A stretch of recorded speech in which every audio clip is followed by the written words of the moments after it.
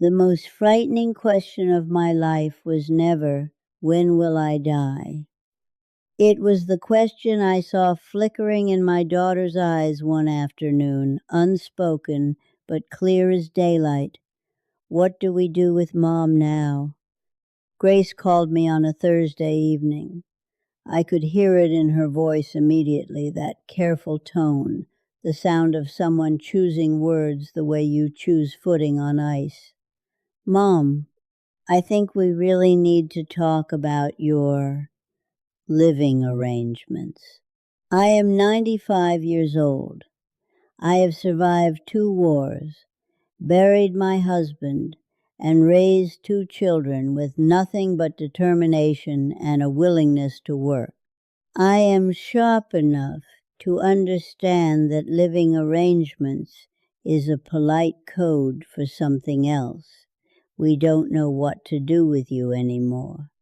And that pain, the realization that you have become a problem to be solved rather than a person to be loved, that is more terrifying than death itself. But this is not a story about endings. This is a story about what I discovered afterward, a 4th option that no doctor, no social worker, no guidebook ever mentioned. A choice that turned my final years into the happiest days of my 95. I'm Hazel, and this story might change the way you think about growing old. Before I tell you about Grace, I need to tell you about Arthur. We were together 62 years. Not 62 perfect years. We argued about money, about raising the children, about the fact that he refused to throw away a threadbare sweater he'd had since 1974. But in all those years, I knew one thing with absolute certainty. There was someone on this earth who belonged to me, and I belonged to them. Every morning at 6 o'clock, I heard Arthur's slippers shuffling from the bedroom to the kitchen, the sound of the kettle, his off-key whistling always the wrong melody, always cheerful while he made the coffee. That was the soundtrack of ordinary life, and I never knew how much I loved it until it was gone. When Arthur passed, the first thing I noticed wasn't grief, it wasn't pain, it was the silence of 6 o'clock in the morning. No shuffling slippers, no kettle, no off-key whistling. Only the tick of the wall clock, the same clock Arthur and I bought on our honeymoon in 1962, was counting out the seconds of whatever time I had left. I told Grace I was fine. I told her I liked the quiet. The truth was I no longer knew what fine looked like, because after 62 years I had forgotten what it felt like to be fine alone. Then the day came. I was reaching for something on a high shelf when the room tilted sideways. I didn't fall. I caught the edge of the counter, but my heart hammered against my ribs, and in that moment, gripping that cold wood, one thought arrived with terrible clarity. What if I fall and no one knows? What if Grace comes and finds me cold on the floor? That was the longest night of my life, not because of physical pain, but because I had to face the truth I'd been avoiding. I needed help. And admitting that at 95, after a lifetime of managing everything myself, felt more shameful than anything I had ever endured. Grace welcomed me with open arms. Henry carried my bags inside and said, "Mom, treat this like your own home." The first week was like something from a film. Dinners together, old stories, laughter. My grandchildren, Maya and Leo, asked me questions about the past. I felt, for the first time in months, that I had a place in the world again. Then the second week began its quiet erosion. Grace and Henry left for work at 7 every morning. Maya and Leo disappeared into the private universe of youth phones, friends, secrets I was no longer meant to know. I sat in someone else's living room, looking out at an unfamiliar yard, and realized I am still alone. I'm just alone inside someone else's house. The gentle corrections began, wrapped in love, but I heard their meaning. Mom, let me do that. I don't want you near the stove alone. Mom, try not to have the TV too loud at night. Mom, remember your medication, I worry. I had become a 95-year-old child in my own daughter's home. Then came the night I will carry with me to my last breath. I couldn't sleep. I went to the kitchen for water. Grace's bedroom door was slightly open. I was not trying to listen, but her voice came through the gap, soft and exhausted, and every word landed like a stone. I love her. I love her so much. But Henry, I'm so tired. I have to watch her every moment. I'm not your wife anymore. I'm not the kid's mother anymore. I'm just Mom's caretaker, and I don't know how long I can keep doing this. I stood in the dark hallway. The glass of water in my hand went cold. I did not cry, not because it didn't hurt, but because it hurt past the point of tears. Because Grace wasn't saying anything cruel. She was telling the truth.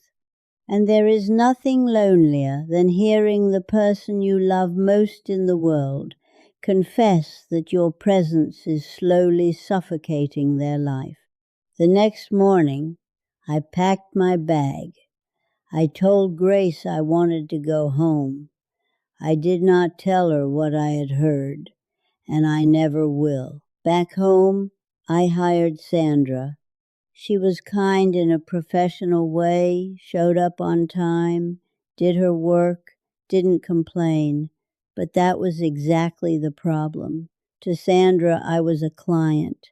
When her shift ended, I was once again just Hazel, alone. $3,000 a month. The savings Arthur and I had spent a lifetime building drained away week by week, like water through a crack in the floor. But worse than the money was this. I had to explain my own life to a stranger. Sandra reorganized my kitchen cabinets that Arthur and I had arranged in our particular way for 40 years. She told me not to eat the foods I loved because of my blood pressure. She asked questions I didn't want to answer, not out of curiosity, but because they were on her checklist. I understood. She was doing her job, but every day I felt myself becoming smaller inside my own home. When Sandra left after 4 months for personal reasons, I didn't look for a replacement. I was exhausted not physically, but in a deeper way. Exhausted from constantly having to prove to someone else that I was still a person worth caring about, not just a case to be managed. Grace called, her voice gentle but firm. Mom, there's really only one option left. The Golden Autumn facility is wonderful. I've visited it myself. You'll be safe. They have doctors, nurses, everything you need. Safe. That word again. Golden Autumn was spotless in the way that makes you uneasy. Beige walls, beige curtains, long beige hallways lined with beige carpet, leading to rooms that were, you already know, also beige. A young nurse showed me to my room with a practiced smile.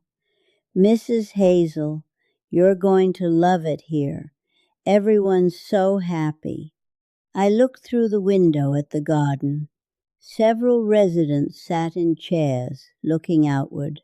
They weren't talking, they weren't reading, they weren't doing anything at all. They were simply sitting there like statues arranged in the sun to give the impression of life. I understood immediately what kind of place this was. This was not somewhere people lived. This was somewhere people waited. 7 amiss, breakfast. 11 amisses, lunch. 5 p.m. dinner. 5 o'clock. I had never eaten dinner while the sun was still up. Arthur and I always ate at 7 or 8 after the news, after talking about the day, after actually living the day first. One afternoon, I wanted to go outside for a walk at dusk. I have always loved that hour, the cooling air, the golden light, the feeling that the day has been completed. A nurse stopped me with a sweet, immovable smile. "Mrs. Hazel, it's not safe to go out at this hour. That's our policy. It's to protect you." Our policy. But I had no part in the hour.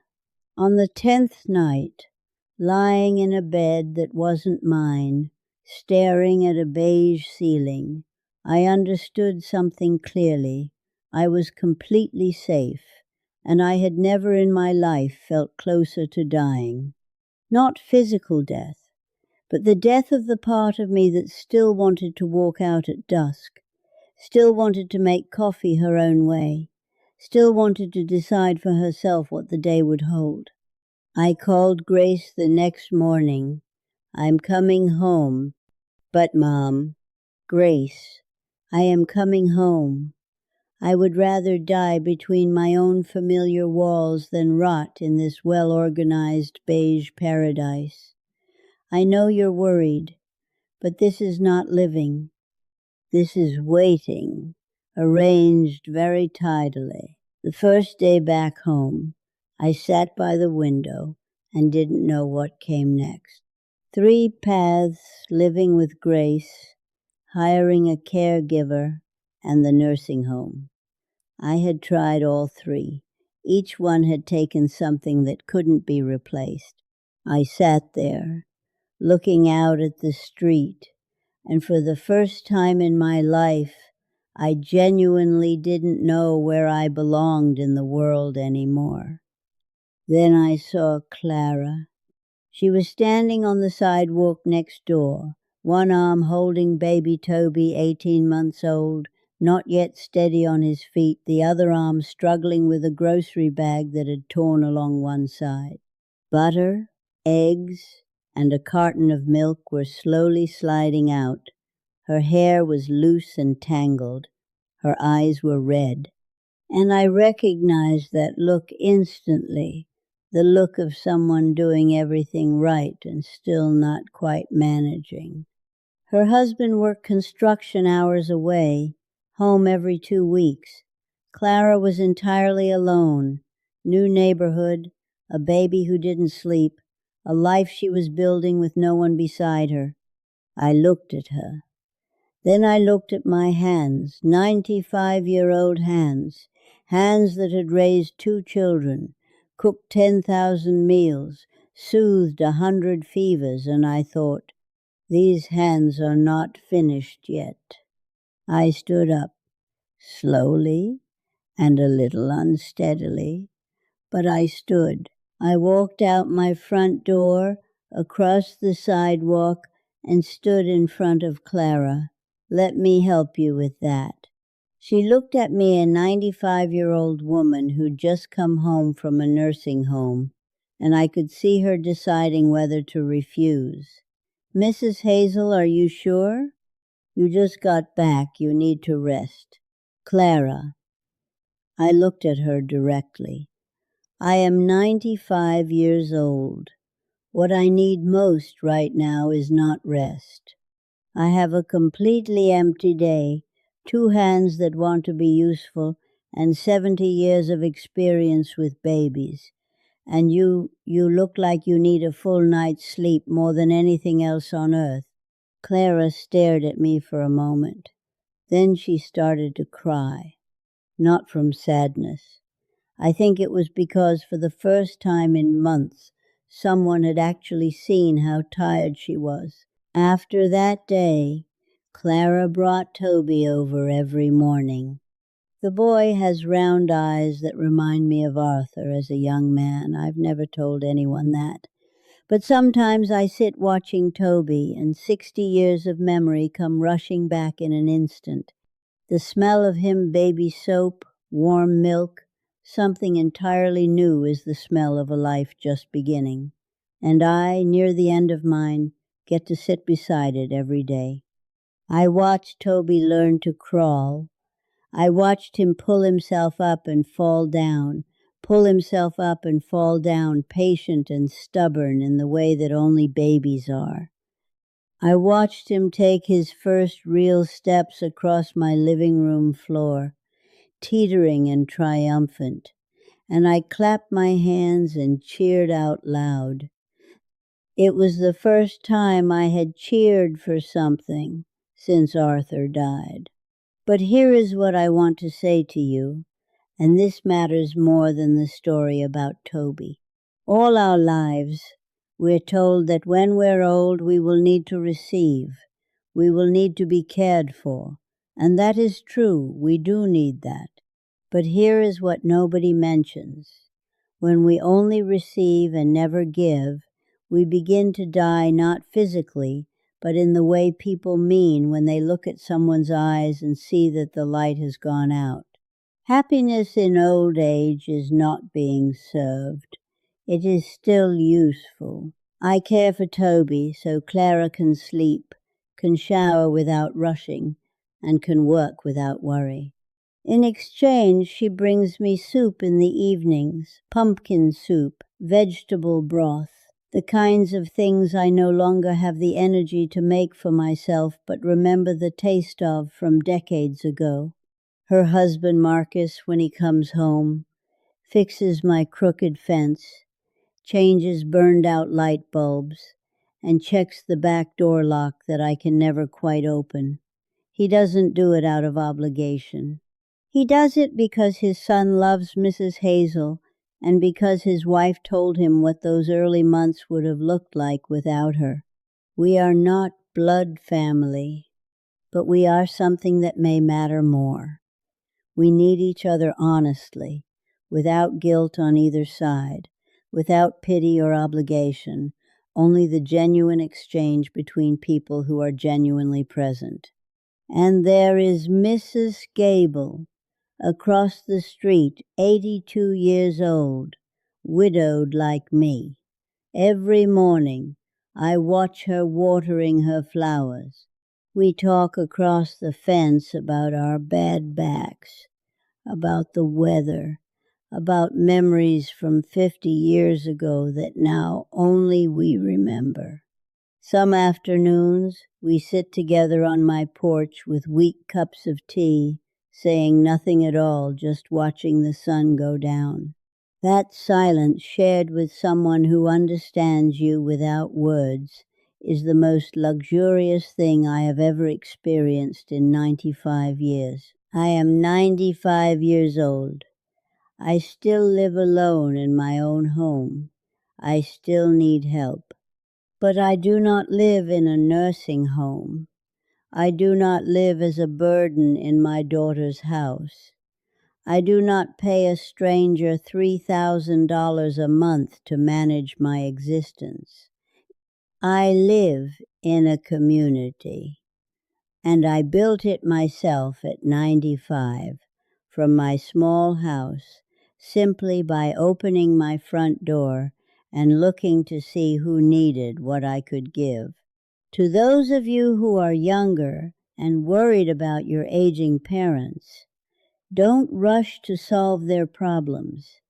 Ask them what they want, not what they need medically, but what they want as human beings. They may not need round-the-clock supervision. They may just need a reason to get out of bed in the morning. To those of you who are my age, standing at the same crossroads I once stood at, don't close your heart because you're afraid of becoming a burden. Look out your window and find who needs what you have to offer. Maybe it's time. Maybe it's experience. Maybe it's simply a pair of ears that know how to listen. You are not a patient waiting to be cared for. You are someone who has lived through everything and that no nursing home can take from you. This morning, Toby came over and asked me to teach him how to plant sunflower seeds. This afternoon, Clara will bring a slice of apple cake. Tonight, I will call Grace, not because I need anything, but because I want to tell her that today was a good day.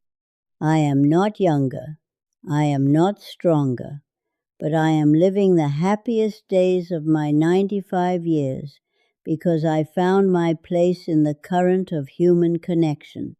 And that fourth choice, no one hands it to you. You have to open your own door and take it. Thank you for sitting with the story of a 95-year-old woman today.